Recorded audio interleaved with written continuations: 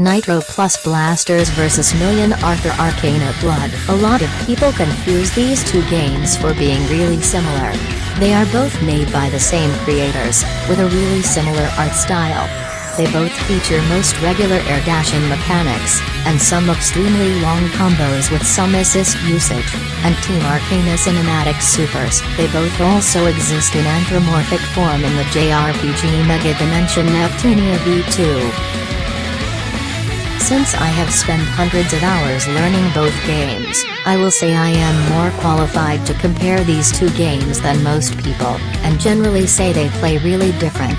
So let's explore the differences and similarities.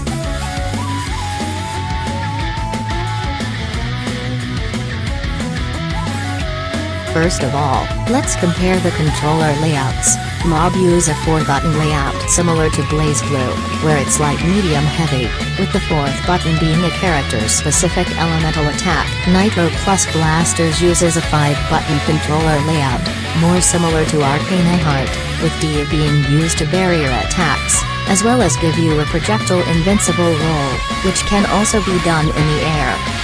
B button is used as a power launches, as well as a universal sweep, similar to the dust button in Guilty Gear. It can also be charged to guard break. As far as movement goes, both games are air dashers, so it has your usual double jump, air dashing mechanics. MAB does not have the extra escape action air options, like its older brethren, but does sport a KOF style forward roll. Now let's compare combo structure. Both games use the typical air dasher Gatling system where light attacks chain into heavier attacks. Heavy attacks can chain into almost any special, which can chain into supers or assists. But MAAB uses auto combos. Unlike some other games, auto combos are still useful even at high-level play. They often give you the most meter gain, as well as being tied to character-specific mechanics such as an overhead, or meter draining. You can even extend auto combos and change them midway, to convert to different strings.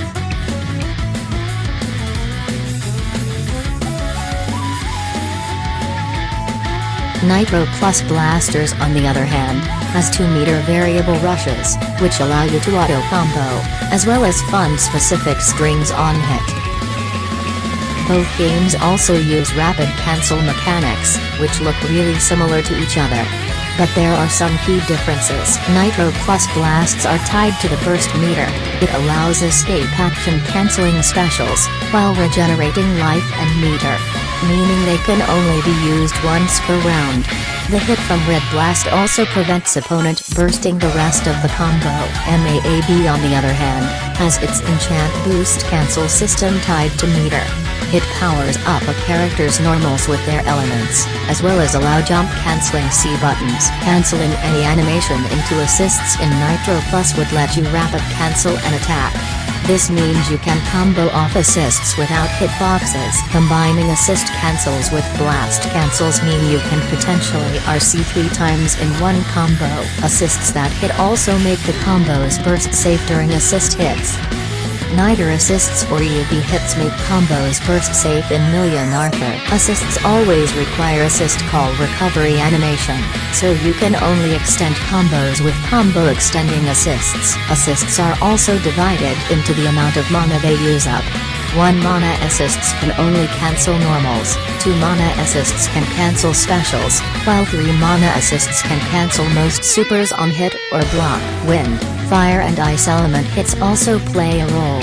Consecutive hits of the same element would stack bonus damage. Consecutive hits of a different elemental attack may cause counter hits mid-combo. For another comparison, see how I can combo into Dragon Disc Pity the long startup, because of animation cancelling, while I couldn't do the same with a long startup assist in Million Arthur. Now more on the assist systems in both games, and how they affect gameplay differently. The most obvious one is that MAAB lets you choose 3 assists while Nitroplus 2 assists. Assists in Nitroplus have their own start up and cool down rates, that also change whether you use them on neutral or cool down. MAAB assist use a universal mana system, with assist strength divided into how much mana each assist uses. We already covered how using them to cancel attacks differ. Generally you can use assists a lot more in a MAAB game, because of the faster recharge and cooldown rates with the assist meter. Canceling attacks would cause assists to enter a cooldown phase. This also means you can spam assists a lot more in MAAB, which is especially useful for playing Yamaneko, since she can charge up her bullets as you see from the match footage here.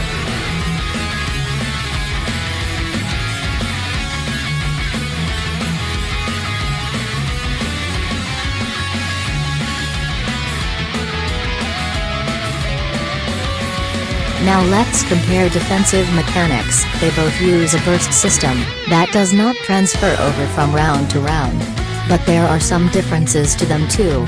For starters, MAAB bursts unlock an extra meter for you, while Nitroplus bursts make you enter an install state for meter and health regeneration, and is also tied to your burst cancel mechanic, so it's your choice how you want to use them. MAAB bursts also recover more like Arc system games, which make them a lot easier to bait punish, while Nitroplus bursts recover in between MAAB and Arcana Hearts rates. Both games also have a get off me mechanic, tied to meter use. But Enchant Blast is tied to the Enchant Cancel mechanic, while Nitroplus counter raids are often forgotten in favor of more mechanics. Of course you can also use meter to roll in Million Arthur. But note that they still have recovery frames, so it's often best to know when to roam. Only 6Cs are unblockable in MAAB but become blockable during air block stun. Grounded normals are not air blockable in Nitroplus Blasterz, so normally you want to barrier as soon as your opponent lands. And this takes us into one of the most unique mechanics in fighting games, the Nitroplus Vanishing Guard. They can be done at any time to make everything blockable and minus on block. So now we explore one of the biggest differences between the two games, how Vanishing Guards affect block screens. They are really powerful, but please note that you cannot change levels, or breakthroughs during Vanishing Guards. They also have recovery time on button release. This means they lose to the right high, low, grab mix-ups. The attacker has access to a universal short hop mechanic, for a quick overhead that is normal cancelable, and a guard break mechanic to open up the defender. Of course attacker can also bait vanishing frame traps with reversals, assists and other options. This basically means Nitroplus Blasterz block strings are a lot more lively than any other fighting game I'm aware of. Million Arthur on the other hand is more of a game of patience. There are no universal powerful mechanics like Vanishing Guards, and standing overheads are often tied to a specific string, making them more predictable. There are a lot of long block strings, with a lot of frame traps that are unsafe on block but can be made safe with resource usage. This basically means you often want to block a lot and play more of a neutral game. Which will lead us to the next topic to discuss, the pace of both games. Combo hits in both games scale greatly to prevent touch of death combos, but guts in Million Arthur are extremely high. This basically means that the same combo at full health would do significantly less damage at low health. Enchant boosts may freeze the timer with the sacrifice of meter, but are also baitable on neutral or block, which made one of the most interesting comeback mechanics in fighting game history, to really prolong the game, since both players may have access to 3 bars of meter. This also means that if you are winning, and low on time, you may not want to use a defensive mechanic to give your opponent more time to make a comeback. So to put it simply, Million Arthur games can be super long, because of more long block strings that must be held, timer extensions, high guts, and more neutral. While Nitroplus games tend to end a lot faster, as far as player expression goes. In terms of how different each character can play, the both games seem to feel like they would fall somewhere in between Arcana Heart, where everyone can play a character completely different to the point you might play a one player without knowing certain moves exist, and Aquapazza, where characters tend to have a few strong playstyles, without as much variance, but of course it is also hard to judge because both games lack the player base that anyone would have a lot of experience with. In terms of combo variety, both games are off the charts. The things you can come up with, that no one else have experimented with certain assist combinations are definitely infinite. As for game modes, both games are extremely lacking. Nitroplus has an extra story mode, with a long visual novel-style story, but no one really understands what the story is, or what's going on. Training mode options are pretty mediocre for both games, but it is seamless how fast you can quick select without going back to the character select screen. Both games lack the ability to save replays outside of ranked matches. As far as netplay goes, Million Arthur did add a rematch button for netplay, but it also doesn't give you the ability to select assists you want inside a lobby. You only get 3 pre-made sets that you have to manually set outside of the lobby, which can be really annoying if you want to try new pairings and experimenting in netplay sessions. Netcode is mediocre in both games, but it's good to note that I have experienced way less lag on the PS4 version of Million Arthur, while playing the same players, since the PC version was a pretty bad port overall. Both PC versions suffer from some occasional viewer desyncs, where spectators in a lobby sometimes randomly see the players do things that are not happening in-game, before the room crashes, which I have not seen in the PS4 version. That basically concludes our evaluation of the differences and similarities of both games. So as you can see, they both have a lot of unique mechanics, but are fairly easy to understand how to play, if you come from other air dashers. They both play pretty differently, once you get past the fact that they are both air dashers with assists, and a lot of long combos.